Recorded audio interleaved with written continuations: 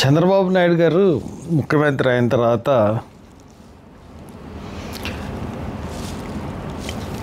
గాలిలో మేడలు కడుతూ స్వప్నాలు కల్పిస్తూ పరిపాలన చేస్తూ ఉన్నాడు. ఆ మధ్య ఒక 4 నెలల క్రితం స్వర్ణాంధ్ర విజన్ 47 అన్నాడు. అందరికీ ఆరోగ్యం, సంపద, సంతోషం, ఇదే లక్ష్యంతో ఆయన 47కి ఆంధ్రప్రదేశ్ని తీసుకెళ్ళిపోవడానికి ప్రణాళికలు తయారు చేశానని చెప్పాడు. దానికి ఏమన్నా డబ్బులు కేటాయించాడా, దానికి ఏమన్నా నిధులు కేటాయించాడా, లేదంటే ఏదైనా ప్లాన్స్ ఉన్నాయా? ఏం లేవు. ఏమీ లేకుండా విజన్ 47,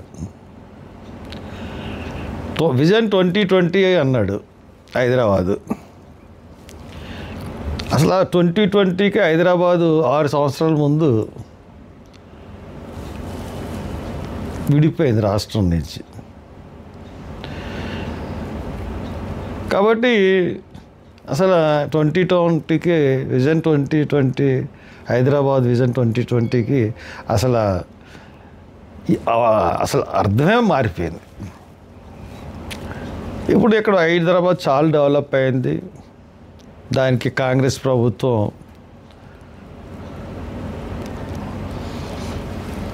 2020కి ఏమైంది, హైదరాబాద్ విడిపోయి హైదరాబాద్ వేరే రాష్ట్రంలో విడిపోయి ఉన్నాం. 2014 అంటే 6 సంవత్సరాలకు ముందే విడిపోయాం. దాని అర్థమే మారిపోయింది. ఇప్పుడు స్వర్ణాంధ్ర విజన్ 47 వరకు ఈయన ఉంటాడో లేదో తెలీదు. ఎవరుంటారో, ఎవరు ముఖ్యమంత్రి అవుతారో, ఏ పార్టీ ఉంటుందో అన్నీ కూడా ఏం తెలియంది. నువ్వు రాబోయే 5 సంవత్సరాల్లో ఏం చేయగలుగుతున్నావన్నా చెప్పు. స్వప్నాలు గడితే ఎలాగా? స్వప్నాల్లో కళల మేడలు నిర్మించడం కరెక్ట్గా చంద్రబాబు నాయుడు గారు. దాని తర్వాత మొన్న P4 దానికి ఏమో నిధులు లేవు, ఏమీ లేవు, సరే పక్కన పెట్టేద్దాం. తర్వాత P4 అన్నాడు. P4 అంటే public private peoples partnership. P4 అంటే పబ్లిక్ ప్రైవేట్ పీపుల్స్ పార్ట్నర్షిప్. దీన్ని గవర్నమెంటు అండ్ ప్రైవేటు భాగస్వామ్యాలు అవుతాయి. దీనిలో కొంతమందిని నిరుపేదలను సెలెక్ట్ చేసి ఆ నిరుపేదలకి ఏమేమి ఉండకూడదు, ఏమేమి ఉండాలో అన్నది కూడా కొన్ని చేసి సర్వే చేసి ఒక 40 లక్షల మంది మొదటి విడతలో సెలెక్ట్ చేస్తాం. దీనికి సంఘంలో ఉన్నంత ధనవంతులందరూ కూడా వాళ్ళని ఆర్థికంగా ఆదుకుని వాళ్ళని పైకి తీసుకురావాలి. పైకి తీసుకురావడం ద్వారా ఈ పేదరికాన్ని నిర్మూలన చెయ్యాలి. దానికి ఇప్పుడు ఒక గ్రామంలో 80 మంది లేదా 60% పేదవాళ్ళు ఉంటే 10% ఉంటే ఈ 10% 60%కి ఏం చేయగలరు? ఎందుకు చేయాలి?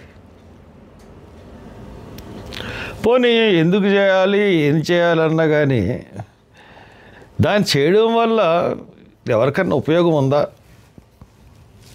ఎప్పుడూ సంపాదించేవాడు ఇంకా సంపాదించాలని అనుకుంటాడు. అది పేదలకు ఖర్చు పెడతాడని మీరు ఎందుకు అనుకుంటున్నారు చంద్రబాబు నాయుడు గారు? అసలు మన దేశంలో pay back to the society అన్నది రాష్ట్రంలోనే కాదు, ఇండియాలోనే pay back to the society Ambedkar చెప్పింది ఎప్పుడో చెప్పాడు అంబేద్కర్. ఆయన చెప్పింది ఇప్పుడు దాకా ఎవరన్నా పాటించారా? అంత దాకా ఎందుకు, మీరు ఏమన్నా పాటించారా? Pay back to the society. మీరు 2 ఎకరాల పొలం ఉందంట మీకు ఫస్ట్లో, మెల్లిమెల్లిగా ఏదో వ్యాపారాలు చేసుకున్నారు, ముఖ్యమంత్రి అయ్యారు, తర్వాత హెరిటేజ్ అని పెట్టుకున్నారు, బోర్డు సంపాదించారు. మీరు పేదల గురించి ఎన్టీఆర్ ట్రస్ట్ ద్వారా ఖర్చు పెడుతున్నాం అని చెప్తున్నారు, కానీ లేకపోతే చంద్రబాబు నాయుడు ట్రస్ట్ ఏమన్నా ఏర్పాటు చేశారా? లేకపోతే మీ ఇన్కంలో, మీ లాభంలో ఇప్పుడు దాకా మీకు ఎప్పటి నుంచి లాభాలు వస్తున్నాయో నాకైతే తెలియదు, కానీ మీకు ఎప్పటి నుంచి లాభాలు వస్తున్నాయో ఆ లాభాల్లో ఎప్పుడన్నా ఈ కార్యక్రమం చేశామని మీరు చెప్పగలరా? మీరు కానీ లేదంటే పవన్ కళ్యాణ్ గారు అప్పుడప్పుడు అక్కడక్కడ ఏయో చేస్తూ ఉన్నాడు. అది కూడా కరెక్ట్గా ఏం కాదు. ఆయన వచ్చిన ఇన్కంలో, లాభంలో 2% చెయ్యాలని గవర్నమెంటు ఆలోచన ఉంది. గవర్నమెంటు కార్పొరేట్ సోషల్ రెస్పాన్సిబిలిటీ కింద 2% చేయాలి, కాబట్టి ఇది అందరూ చేయాలి అని అన్నారు. ఇప్పుడు కార్పొరేట్ సోషల్ రెస్పాన్సిబిలిటీ నిధుల్ని మీరు సొంతం చేసుకోవాలన్నా దీని ప్లానింగ్ నాకు అర్థం అవ్వట్లేదు. అంటే కార్పొరేట్ సోషల్ రెస్పాన్సిబిలిటీ అంటే ఇప్పుడు ఏ ప్రాంతంలో ఆ పార్టీ ఆ ఫ్యాక్టరీ కానీ లేకపోతే అదేదన్నా స్థాపించబడతాదో అక్కడ పరిసరాల్లో నివసించే పిల్లలకి ప్రాథమిక సౌకర్యాలు కలవ చేయడానికి సిఎస్ఆర్ ప్రోగ్రామ్ అనేది ఉంది, కార్పొరేట్ సోషల్ రెస్పాన్సిబిలిటీ. ఈ ప్రోగ్రాం కింద చాలా చాలా ప్రైవేట్ సంస్థలు, ఓఎన్జీసీ కానీ, ముఖ్యంగా ఈస్ట్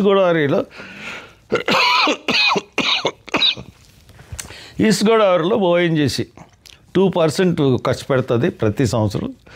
అది 9 కోట్లు 10 కోట్లు, ఒక్కోసారి 14 కోట్లు. తర్వాత స్టేట్ గవర్నమెంట్కి రాయల్టీ కడుతుంది. దాని ద్వారా కొంత ఆదాయం అన్నది స్టేట్ గవర్నమెంట్కి వస్తుంది. అలాగే మళ్ళీ ఆన్షోర్ ప్రాజెక్టులు చేసుకున్నామంటే దాంట్లోంచి స్టేట్ గవర్నమెంట్కి ఆదాయం రాదు.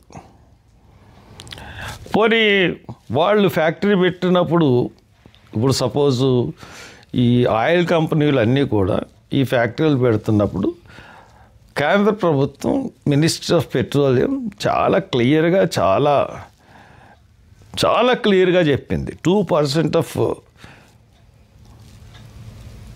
ప్రాఫిట్లో 2% మీరు ఖచ్చితంగా ఆ ప్రాంత పరిసరాల అభివృద్ధికి ఖర్చు పెట్టాలి అని చెప్పింది. లేదంటే 0.001% మీరు ఎంతైతే ఫ్యాక్టరీ స్థాపించబడినప్పుడు మీ ఫ్యాక్టరీ వాల్యూ ఎంత ఉందో, మీరు ఎంత పెట్టుబడి పెడుతున్నారో దాంట్లో 0.01% మీరు లంసంగా ఆ జిల్లా